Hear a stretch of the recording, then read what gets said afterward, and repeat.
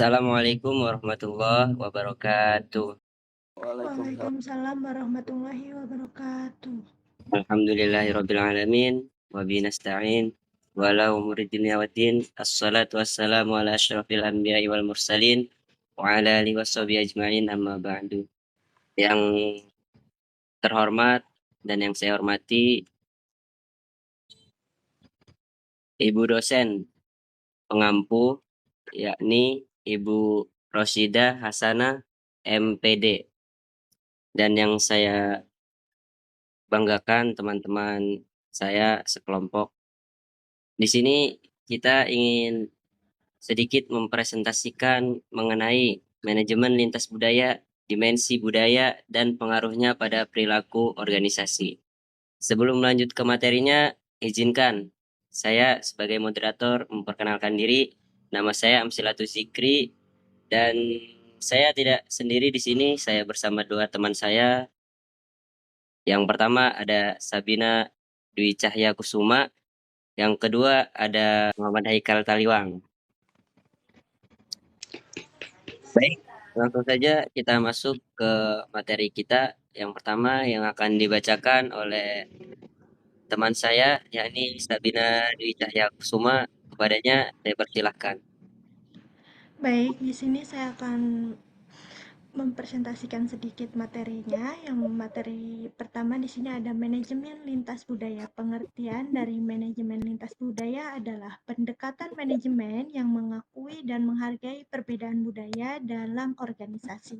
Lalu pendekatan ini bertujuan untuk memaksimalkan efektivitas organisasi dengan memahami dan mengelola berbagai budaya yang ada di dalamnya, baik antar individu, tim, maupun juga dalam skala global.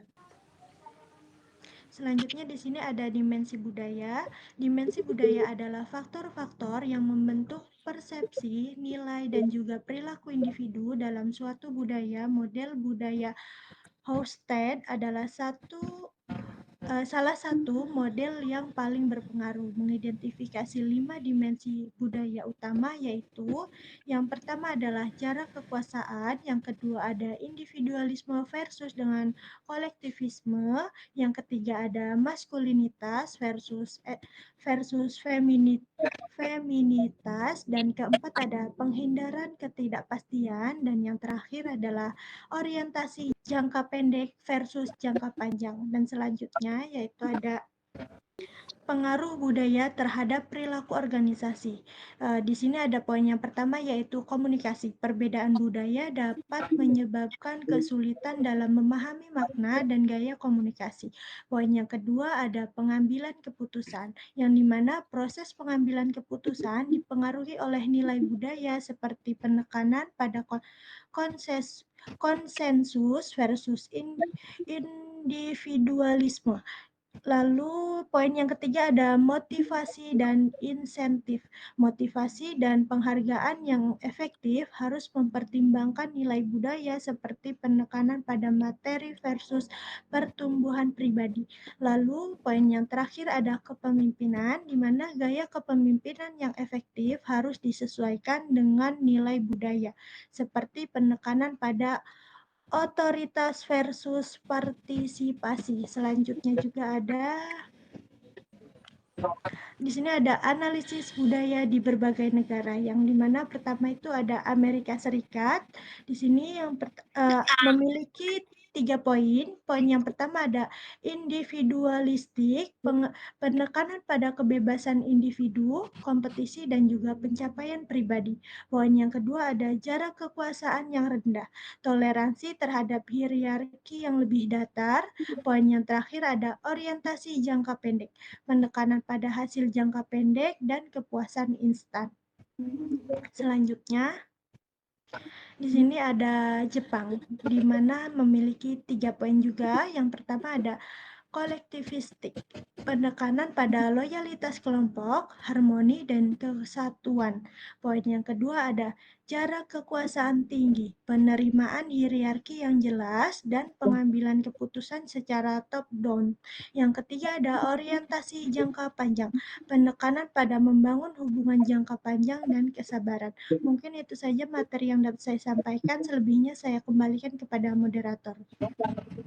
Baik, terima kasih Sabina Dwi Cahya Kusuma yang telah membacakan sedikit materi kita pada presentasi kali ini.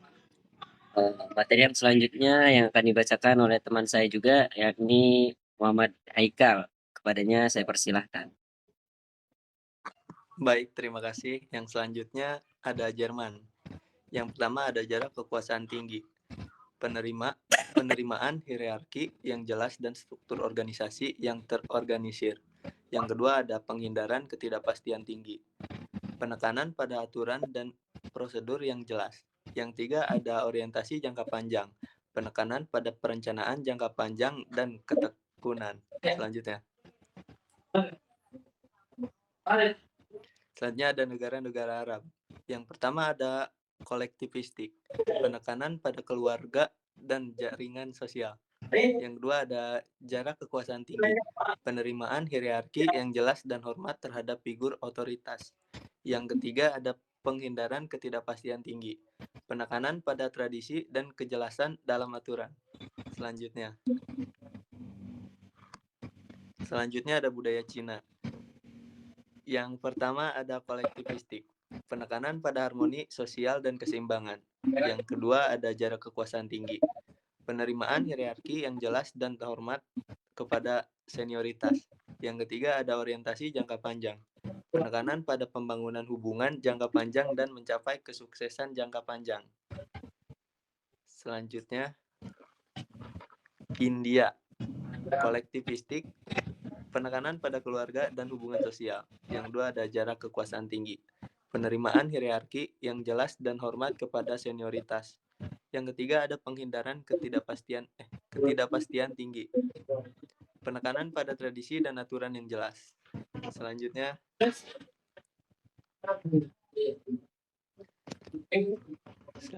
ada budaya Asia Tenggara. Yang pertama kolektivistik, penekanan pada keluarga dan hubungan sosial. Yang kedua jarak kekuasaan tinggi, penerimaan hierarki yang jelas dan hormat kepada senioritas. Yang ketiga penghindaran ketidakpastian tinggi, penekanan pada tradisi dan aturan yang jelas. Selanjutnya ada perbandingan budaya dan implikasinya dalam berbisnis internasional. Jadi perbedaan budaya memiliki implikasi yang penting dalam bisnis internasional. Yang pertama ada negotiation. Teknik negosiasi yang efektif harus disesuaikan dengan nilai budaya. Yang kedua ada marketing, yaitu strategi pemasaran harus mempertimbangkan nilai budaya konsumen. Yang ketiga ada manajemen sumber daya manusia. Sistem penghargaan dan pengembangan harus disesuaikan dengan nilai budaya karyawan. Cukup sekian dari saya, Ahmad Eka Taliwang. Saya kembalikan kepada moderator. Terima kasih. Baik, terima kasih Muhammad Haikal yang telah membacakan presentasi juga. Selanjutnya saya sendiri yang akan melanjutkan presentasi dari teman-teman saya. Di sini ada menyesuaikan pola pikir dalam pertemuan lintas budaya. Yang pertama, empati. Usahakan untuk memahami perspektif orang lain. Yang kedua, kesadaran diri. Kenali nilai budaya sendiri dan bagaimana hal itu memengaruhi perilaku Anda. Ketiga, kemampuan beradaptasi. Bersedia untuk menyesuaikan perilaku Anda dengan konteks budaya. Yang keempat, komunikasi yang efektif. Gunakan bahasa tubuh dan komunikasi verbal yang sesuai dengan nilai budaya. Yang kelima, ada kesabaran. Berikan waktu bagi orang lain untuk memahami dan beradaptasi dengan budaya yang berbeda. Selanjutnya, di sini ada organisasi dengan akar budaya yang berbeda, di mana organisasi dengan akar budaya yang berbeda harus mengembangkan strategi untuk membangun budaya organisasi yang inklusif dan menghargai perbedaan. Yang pertama, komunikasi terbuka. Dorong dialog dan berbagi informasi di seluruh organisasi. Yang kedua, program pelatihan. Sediakan program pelatihan untuk meningkatkan kesadaran dan kemampuan beradaptasi lintas budaya. Yang ketiga, tim yang beragam. Promosikan pembentukan tim dengan anggota dari berbagai latar belakang budaya. Yang terakhir ada kepemimpinan inklusif. Dorong pemimpin untuk menghargai perbedaan dan membangun lingkungan kerja yang inklusif. Terus di sini ada kesimpulan dari materi kita pada kali ini. Manajemen lintas budaya merupakan pendekatan yang penting untuk membangun organisasi yang efektif dalam dunia yang semakin global. Memahami dimensi budaya, pengaruhnya pada perilaku organisasi, dan cara menyesuaikan pola pikir dalam pertemuan lintas budaya akan membantu organisasi untuk membangun hubungan yang kuat dan mencapai tujuan bisnis di berbagai budaya. Terima kasih. Mungkin hanya itu saja yang dapat kelompok kami sampaikan. Kurang lebihnya saya mohon maaf. Wabillahi taufik wal hidayah. Wassalamualaikum warahmatullahi wabarakatuh. Waalaikumsalam. Waalaikumsalam warahmatullahi wabarakatuh.